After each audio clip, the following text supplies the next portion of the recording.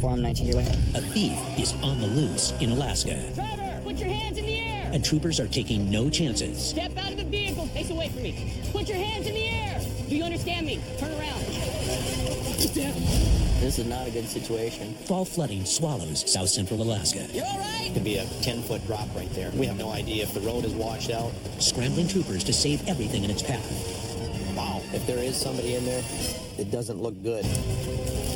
Yeah, stand by. And when a Marine sniper barricades himself inside his home, troopers brace for a showdown. The subject's indicated that he's not going anywhere without a fight.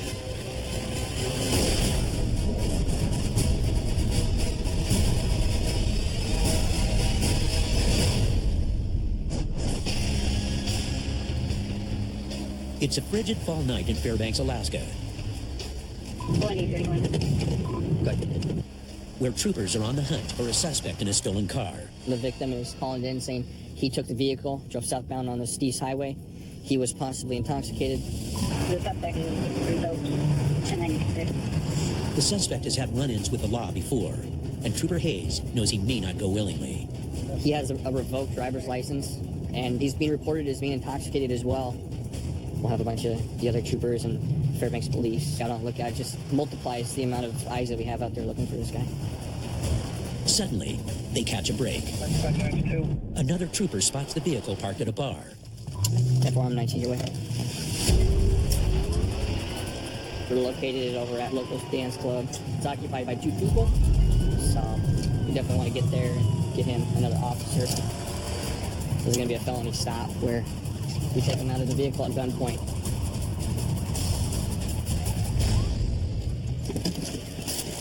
Driver, put your hands in the air! Roll down the window! Roll down the window! Step out of the vehicle! Step out of the vehicle! Face away from me! Face away from me! Back up! Keep on coming back! Keep on coming back! When you clear that car, take a step to your left. Stop right there. Get down on one knee. Do not move, you understand me? Do you understand me? You got him? Yeah, I understand you. Drop your cigarette. Oh my God, why are you coming to my us? Stay right here, don't move. Have a seat. But there's still another passenger inside the car. Passenger, stop moving! Get out of the vehicle! Step out of the vehicle! You want to move up on? Step out of the vehicle! Face away from me. Turn around. Whoa. Stay right here. Do not move. Do not move, okay? You need to listen to us, okay? I got out the vehicle. You told the No, driver we didn't tell you to reach in your pockets and do everything else, okay? The passenger immediately went for his pockets. We have no idea what's going on with that. There could have been a firearm in there and the guy was grabbing it because he didn't want to go to jail. I've had guys pull out knives on me when they look like they're just, average Joe. You never really know. Hayes interviews the driver. All right, man. Do you realize that this vehicle is stolen? It's not stolen. We're not here for no reason, man. The registered owner called it in as stolen. The driver claims he was fixing the vehicle for the owner. I fixed the rear brakes on it. My concern is not the brakes, man. My concern is you're in possession of a stolen vehicle right now. It's not stolen. Are you serious? Okay. In the Subaru. Have a seat in here, I okay? did rear brakes on it. So he's not giving me any information. The passenger is also tight-lipped. At what point did you know that vehicle was stolen? It never occurred to me. Owner is? Some lady. Is there any reason that you guys had it from 4 p.m. this afternoon until all the way now? We went and got dinner. I mean, you think about it, hey, brakes are done, job's done, return it, you know what I mean? So, hang tight in the back of the car, stay warm for me, okay? Watch your knee, man. They're not making any sense right now. The one guy that was in the driver's seat said that they're fixing the brakes, which I believe, but they finished the brakes at 1600 today, and they haven't returned the car yet. He said that he didn't think it was weird that they kept the car there 10 extra hours. Hi, man, this is Trooper Hayes, Last Aid Troopers. How are you? Hayes contacts the owner, The Red Fox? who Okay. decides not to press charges. All right, thank you, ma'am. But the driver's not off the hook yet. Right now, we know that both of these gentlemen were driving at one point in the vehicle. We have to go back and figure out if they were intoxicated while they were doing that. Back at post, troopers administer a breath alcohol test. I blew .166. The driver blows twice the legal limit. So is this will be a third DUI? It's not a third DUI, man. I did not drive the vehicle. Turns out, he's a repeat offender. His most recent DUI conviction was just 3 weeks ago. You're gonna sit here and say that I was driving, started a vehicle? I don't want to have to handcuff Are you. you serious? Okay. You can Just handcuff me there all relax. day long. Sit Don't down. put your hand around my and throat, boy. You need to Let me tell you relax for something. me, okay? I drove the vehicle when I started it because I'm a mechanic and I fixed the son of a. That's driving the vehicle. And AlaskaSpaceTroopers.com. Suck it. Whatever. In the state of Alaska, you can be charged with DUI for being in control of the vehicle. So he was arrested for DUI, and he didn't agree with that, but he's the one that decided to go to the vehicle, sit in the driver's seat, and start it. Yep.com. Over 200 miles south in the Matsu Valley, troopers are wrestling a very different foe, Mother Nature. Oh, good God. Look at the stuff coming down here. Near-record rains have unleashed massive floods, breaching the banks of nearly every river and stream in the valley. This is normally just a narrow little spit of water that flows through here. It's going to be a danger to the public. Not just a danger, but a life-threatening crisis. The storm's powerful winds and 2-foot surge have killed the power and stranded thousands of residents. You can see the pole. It's definitely moving around. They've got a hydraulic arm here holding it up. Otherwise, the whole entire system would be down in the water. The line is energized. It wouldn't be good. And the water's still rising. Now, wildlife trooper Jimmy Lindbergh must risk his life to save people who thought they could ride out the storm. We've had several days of steady rain. The rivers and the creeks and the streams just don't have the ability to handle it all, so they're overflowing their banks. People are either trapped in their homes or they can't get back into them. A lot of people that live up here are extremely independent. That can be a wonderful thing, but with a situation like this could turn bad real quick. Many residents recklessly cross flooded roadways. This definitely concerns me. We have no idea if the road is washed out. There could be a 10-foot drop right there. Can't go back now. It's all closed down. This water is moving far too fast. I understand that. But if I turn around right now, it would be your responsibility. It would be if I let you go back through there. The waters continue rising fast, reaching over 3 feet before Lindbergh's eyes. Suddenly, he gets an urgent call. In front of a residence on Gina Circle, and they just saw the house float by. Okay, and you saw the roof floating? Got a report of a house floating down the river. Individual stated he didn't see anybody clinging to the roof or hanging out any of the windows. But we definitely need to check on it if nobody's checked on it yet. Lindbergh heads downriver, readying himself for the worst, a body recovery. I understand people don't want to leave their houses and they don't want to leave their property, but it's not worth getting hurt, injured, or losing your life trying to save some of this stuff. By the time he reaches the house, the raging river has already swallowed it. Oh, God. Oh, God. It looks like it's a roof of a small house or cabin. But Trooper Lindbergh can't tell if anyone's trapped inside the rising floodwaters. From this distance, I can't do anything. If there is somebody in there, it doesn't look good. He heads to the house's foundation to look for signs of life or a body among the debris. State Trooper! Anyone here? No answer. The river's taken almost the entire property. Looks like there was some type of building here. The foundation is left. But you can see, the water was up here. Hello? State Trooper! 1022, got canceled. Finally, Trooper Lindbergh receives good news. The missing residents managed to escape to higher ground. My understanding is that these folks left because the water was rising so fast, which was a good thing because their house is out in the middle of the river right now. But others might not be so lucky. We received another report of a resident floating down the creek. NCIC 5B18. Across the valley, the flood claims a second house. This time, witnesses heard voices coming from the house. Trooper Lindbergh calls fellow wildlife trooper Doug Massey, who's closer to the call. Hey, Doug, I know you got 1,000 things going on. This is Jim. I'm on my way up there right now. I'm about mile 60 right now. Massey races to the home's last reported location as rain continues to pummel the area.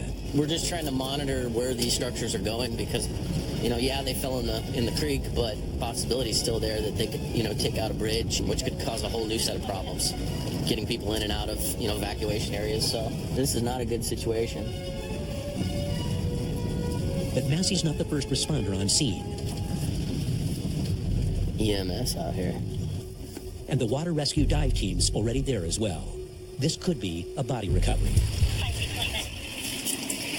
Do you guys have people out there right now? Not yet. Okay. But medics can't get across the flooded road to the house.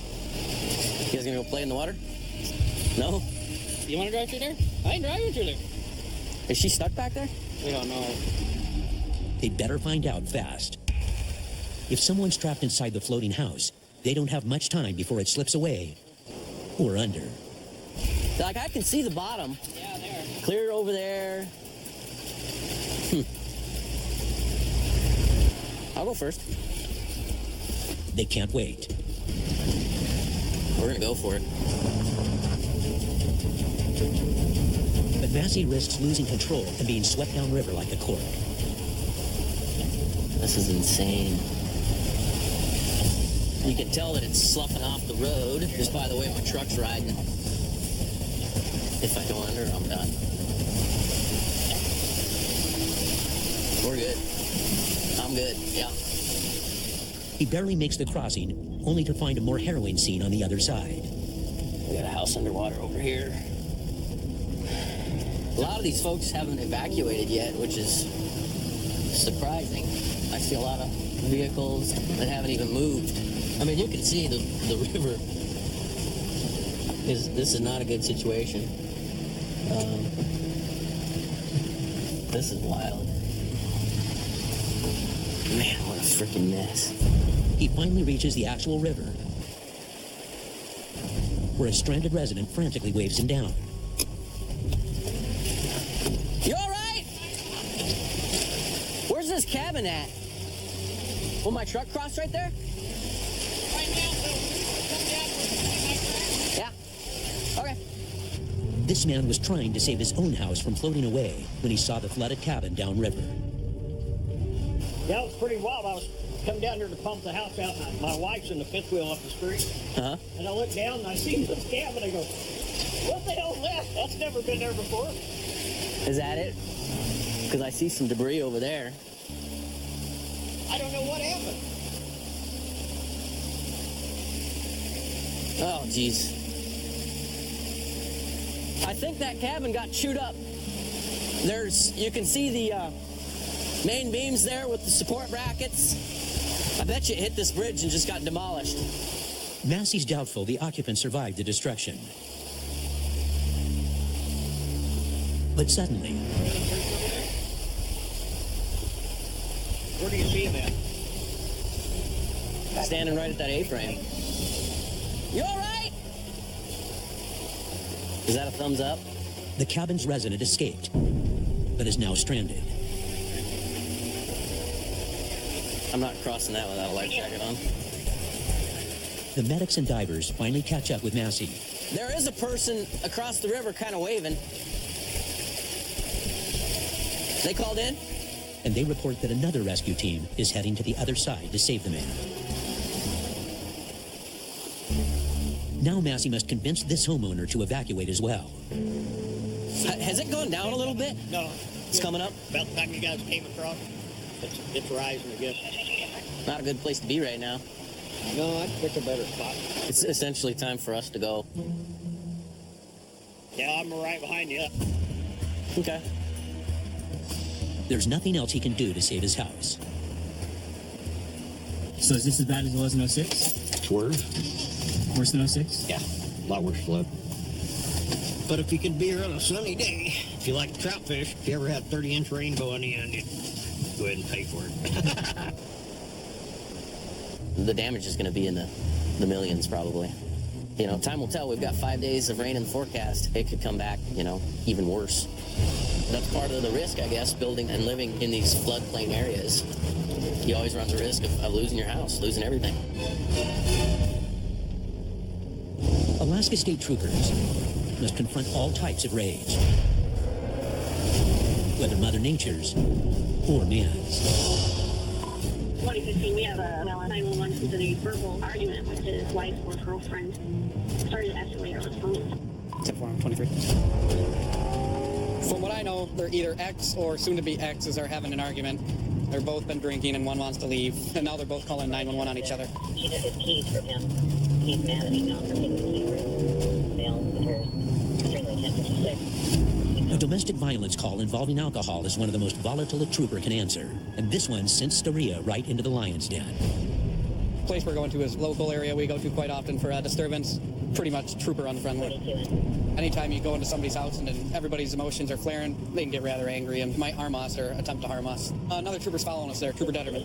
Something like this comes across the radio. We go with 2 people if we have 2 people available. 23 the area. The caller's fired up before Staria can put boots on the ground. Place we're going to is a local area we go to quite often for a disturbance. Pretty much trooper unfriendly. 23 the area. Hey, come on. Hey, Yeah. you don't need to be screaming like that. There's little Hey, What'd I do? What'd I do? You wanted me to leave him because some sort of... why are you bleeding? The enraged man may have already come to blows with his ex-wife. I punched the window trying to get in. Did you break it? Broke my hand. He was after his car keys, but his ex thought he was too drunk to drive and wouldn't give them to him. That's when he called the troopers, hoping they'd help him get his keys back. What happened after you punched the window? I told her I was calling the troopers. I wanted my keys back. I want to get the out of here. Why'd you take your keys? Because she let me have a girlfriend. Now troopers want to know if the incensed man was driving drunk. You guys been arguing all day? Got here 5 minutes ago. I came from Eagle River. From Eagle River? Yeah. So you drove here from Eagle River? He catches on, Yeah, it was a long time ago. Long time ago. Yeah. but it's too late. Tango 34, 1B42, he already admitted to me he just drove here. Hey, bud, here's the deal. We can't have you bleeding like that. We're going to have medics show up just to bandage that up for you, okay? I don't need medic. Well, here's the deal. I do. Hey, don't. I understand. I'm going to step on you. All right, but you're getting all aggressive and all angry, okay? Because I'm pissed off. I understand, but I pulled I'm going to down go. the driveway to see my kids, and my old lady takes my key. Hey, just calm down. Whatever. I want to talk fast. Furious, drunk, and bleeding, the man can't be reasoned with. Troopers must keep their guard up. He is slurring all over the place. He's agitated. But he says he drove over here. He drove over here from Eagle River. She came out, took his keys, because of course he's intoxicated. He punched a window to the house. Then he called 911 and came down this way. Hey, partner, what's going on today? Who are you? I'm Officer Steen with Troopers Highway Division. Dude, I just want to get out of here. Why don't you come with me over here for a couple minutes? We'll talk here. Go over here by the black book for me. All right. Troopers begin field sobriety tests. Taking any kind of medication? No. Okay, I gotta ask this question. Face me, please. Okay, face me real quick. Face me real quick. Do you wear any glasses, contact partner? Can you see my finger right here? Put me in the car. Hang on. Okay, come here for just a minute. Stay right here in front of the car. And face me, please. I don't care. Okay. I don't care. Put me in the car. Just take me to jail, then. The man refuses to cooperate, so they take him into custody on a litany of charges. Punched the window. He admitted to it. It's a felony. It's a $600 window. They'll take the 1080 so you get the DUI. He is hammered. I mean, I thought we were going to have to fight him right away. He was agitated. Okay. I'm going to talk to dispatch real quick. Things are heating up across the state in Fairbanks as well. Sergeant Jess Carson receives an urgent call for help. A woman fears for her life and her husband's. She's saying that he is going to hurt her if she shows up back home. She goes, ma'am, I am really terrified because I don't know what he's doing here. Okay, I'll give her a call. Carson contacts the terrified caller. What's going on today? My husband suffers from PTSD, and he's been drinking a lot. He's not taking his medication. His state of mind right now is not him. It's not my husband. Which branch of the military was he in? He was in the Marines, and then he was in the Army. He was a sniper. A mentally unstable sharpshooter is a skilled and formidable foe, especially if he's well armed. How many guns do you guys have at your residence? There's handguns in the basement. There's a rifle, a hunting rifle. And what exactly has he said to you today? He said, "I'm near the house and I'm dead.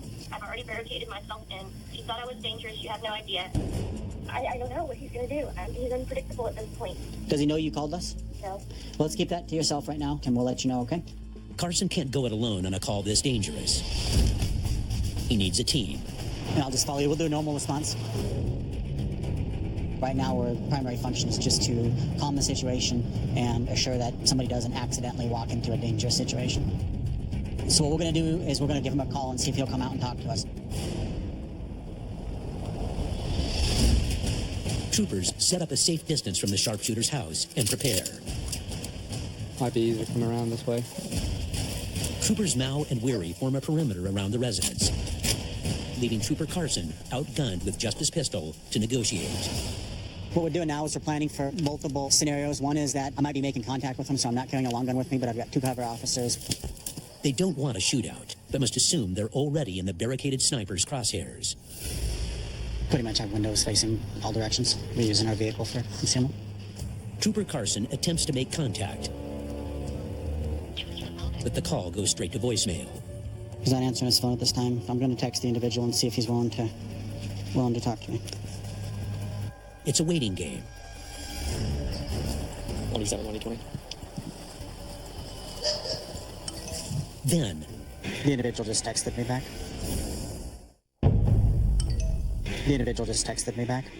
The armed ex-Marine sniper finally breaks his silence from inside the residence.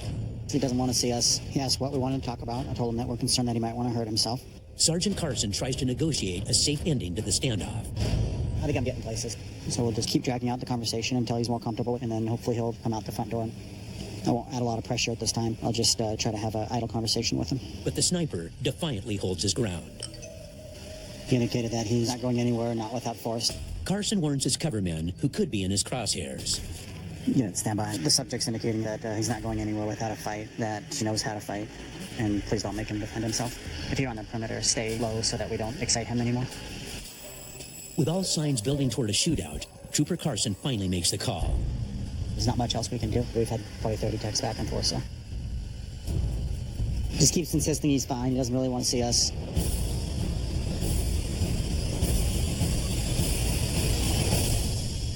Fairbanks 27. We're going to pull out.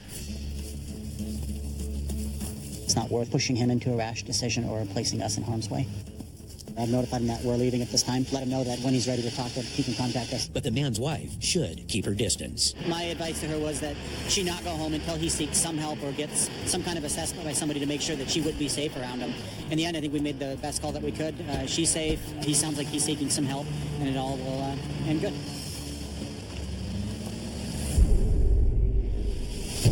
"450 miles west, Trooper Nick Massey's patrol takes him worlds away from urban troubles. His beat includes the Yupik villages around the town of St. Mary's, a region so remote, some villages are only reachable by boat or plane. This is the highway for the natives. This is the highway for the local people. Every winter, the 2,000-mile Yukon River freezes over, and come the spring thaw, it changes course. The route of the river changes every season. As the ice builds up and retreats, the channels change all the time. And if you look at the area from the air, you can see where the river has changed course over time. And what's good one week might not be good another week because the river level changes. So when the weather warms, Massey maps the Yukon's new channels. This year, one of the harshest winters in recent history carved out drastic changes in the river, leaving Massey to explore a completely new section of the Yukon.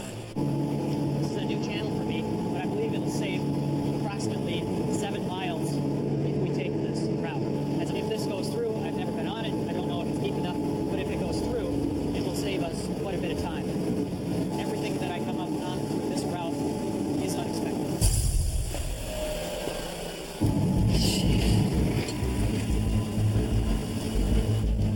We get large waves out here on the Yukon. It tends to be a very rough ride. The real danger lies below the surface. Unseen sandbars that could violently ground his boat. The problem with hitting sandbars is that everything stops really quickly.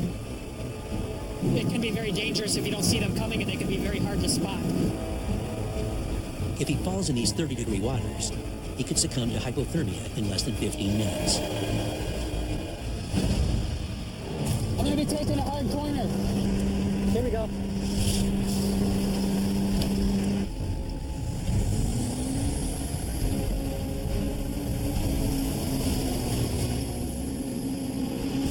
After a tense 60-mile journey, Massey makes it safely through the channel and makes a pit stop at Marshall. How's it going, guys? A surprise welcoming party greets the trooper. How's it going? Thank you. I put in a letter of accommodation for you. You're kidding me. No. And I typed up the letter, and I gave it to the president of the Marshall TC for you. Holy cow. Thank you. No, thank you. I appreciate it. We had a community health aid practitioner who went out to drain his boat, and he fell overboard. And they had a search and rescue for him. We haven't found him. Trooper Massey came up the slough to look for him on his personal time, and he found him. Passed through this spot right here, I saw the body of the missing person floating in the river.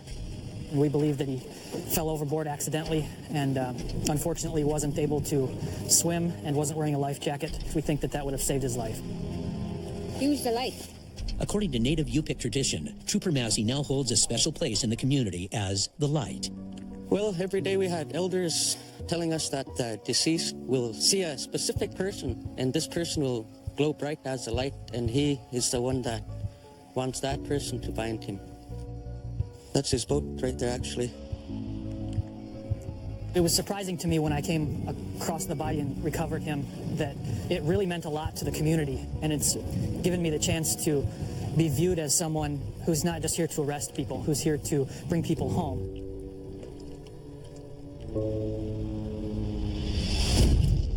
Over 500 miles northeast in Fairbanks. Fairbanks, in fact. Do we have a plate on that ready? Trooper Brian Healy gets a tip about a dangerous driver parked at a dump site getting trashed. We just got a report saying that there's an older model red vehicle, and the driver was just kind of hanging out in the driving seat, swigging on some vodka. It's kind of weird to be drinking vodka in the middle of a transfer site at 2 o'clock in the afternoon. Obviously, they would have had to plan on leaving somehow. Haley hopes to catch the driver before she hits the road or anyone on it. 10-4, look at the vehicle. My name's Trooper Haley with Class A Troopers. Do you have your license, the registration for the vehicle, and any kind of proof of insurance on you?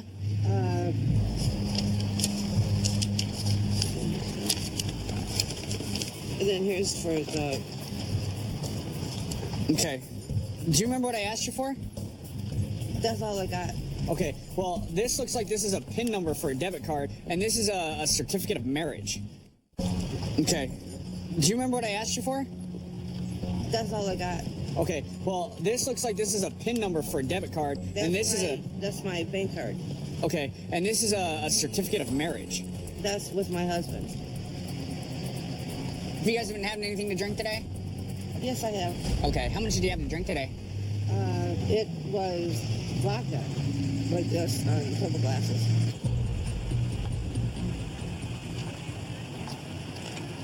So, how did you guys get here today? Oh, my husband got us here. Didn't walk nothing. So, your husband drove you in this car here? Yeah, and I've just been filming just different situations with, you know, I guess a lot of people that are doing without. I'm a little confused by that last thing you told me.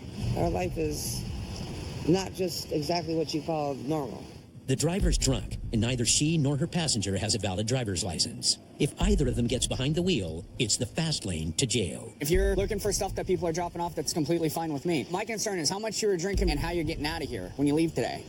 Well, my husband got me here. So, when your husband comes and picks you up, what do you guys do with the car? He drives it home. Okay, so how does he get here? He gets here with his friends and stuff. Trooper Haley's not clear how this pair of dumpster divers plans to get home. Fairbanks 25. But they haven't put the key in the ignition, so Haley lets them go. For whatever reason this car moves and you're the one behind the driver's seat, you're going to go to jail for driving on a revoked license and for DUI, okay? And if this car even turns on, you can be arrested for DUI. We're going to be in the area, okay? So make sure you guys get that sober right here. Yes, sir. But Haley doesn't believe their story and stakes out the dump. We're going to just kind of hang out in the area, and if we catch her driving, she's definitely going to jail tonight. Hopefully she wasn't lying and has a sober ride coming, but kind of doubting it. And it doesn't take long. Just saw it moving, so let's see if we can catch her coming out of here.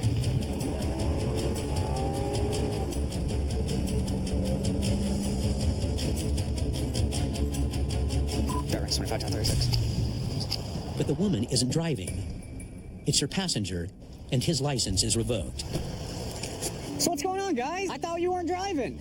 I wasn't, but I was trying to get her vehicle home for her. Why? But you don't have a license either. It was the only way. It was that or nothing. Leave her sitting there. Or calling somebody else who has a driver's license? The woman's in the van behind him. Oh, you guys were up there too, right? Yeah. I thought your husband was picking you up. Yeah, but he wanted to have the jump on it. He's not showed up or nothing. Haley runs the driver's name through dispatch, and it turns out he has more to worry about than driving without a license. On parole for burglary 1 and theft 3, not to consume or possess alcohol, per PO requesting a PBT and a search of the vehicle. 10-4. We're gonna just see if we can get another unit started heading this way too. Being that we have 3 people in that vehicle behind and this guy here. You just never know what could happen. Somebody could kind of freak out a little bit. Backup arrives, and Haley moves in. All right, you know that you're on parole, right? Okay, why don't you go and step out of the vehicle for me? Let's go and walk to the front of my car, okay? He searches the vehicle and turns up more bottles. You used one of these before, right? Yep. Gonna give me a long, deep breath, long, constant blow, okay? Blow, blow, blow, blow, blow, blow. Okay.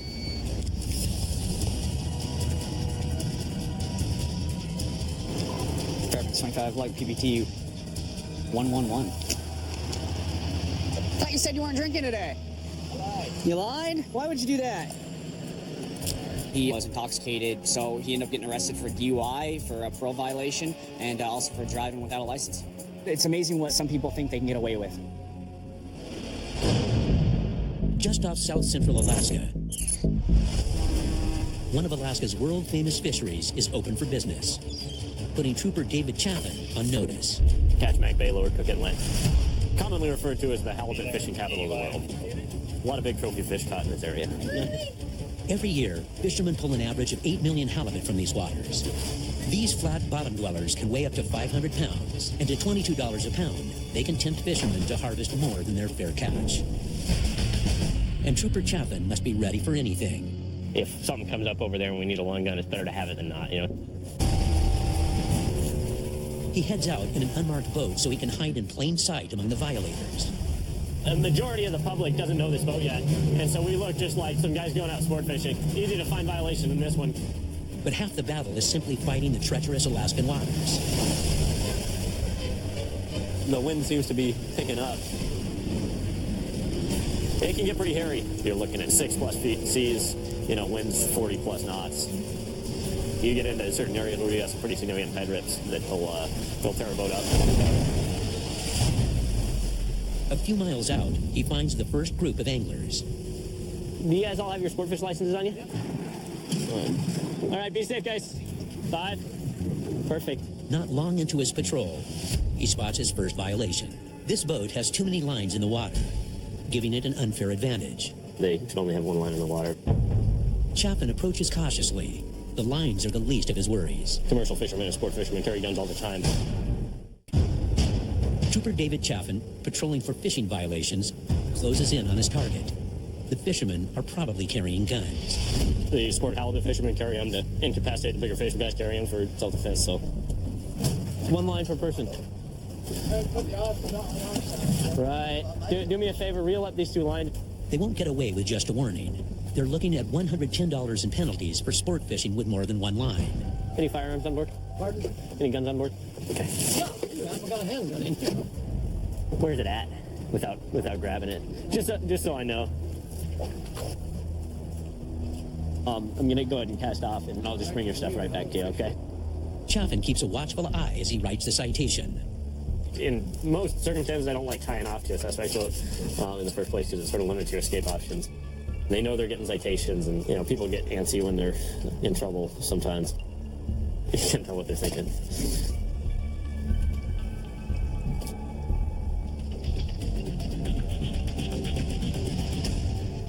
Luckily, the encounter ends without incident. All right, be safe, guys. Oh yeah, is it like Alaska's deadliest troopers or something? No way. Hopefully not deadliest. But before Chapin can finish his patrol, he gets an emergency call from the Coast Guard about a potential ghost boat, unmanned and unsafe. Heavy 28, the ballast went around, it broke loose and is drifting. We're attempting to locate the owner. 10-4. The Coast Guard asked for trooper assistance in contacting the owner of a vessel. Apparently, this guy's boat is adrift over in Jackalope Bay, about to run aground. The Coast Guard tries to reach the boat's registered owner. I haven't been able to get a hold of the yet to wellness check to verify that isn't on board and I have some medical issues. I just want to make sure there's nobody on board. Yeah. Medical care. We'll get on board and make sure that there's no one in trouble. Over 50 commercial fishermen die on the job in the U.S. each year. And with no word from the owner, the drifting boat is an ominous sign. Certainly a concern that someone might be on board and incapacitated. It's easy to get hurt when you're working on boats.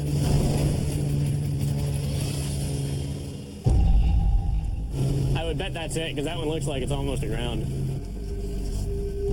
Chaffin catches up with the boat in a rocky bay. Hello, state troopers! Hello, state troopers! Anyone on board? If there's anyone on board, speak to me now! Hello, state troopers! No sign of life. Is anyone on board? I mean, our main concern and their main concern is that someone might be, on the boat, injured or worse. No one likes finding bodies.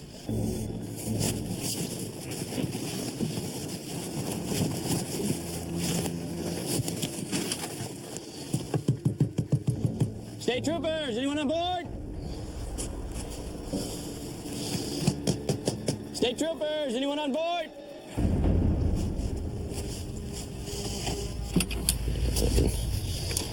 An unlocked cabin door usually means the skipper's still aboard. State troopers, anyone on board? If there's anyone on the vessel, speak to me now.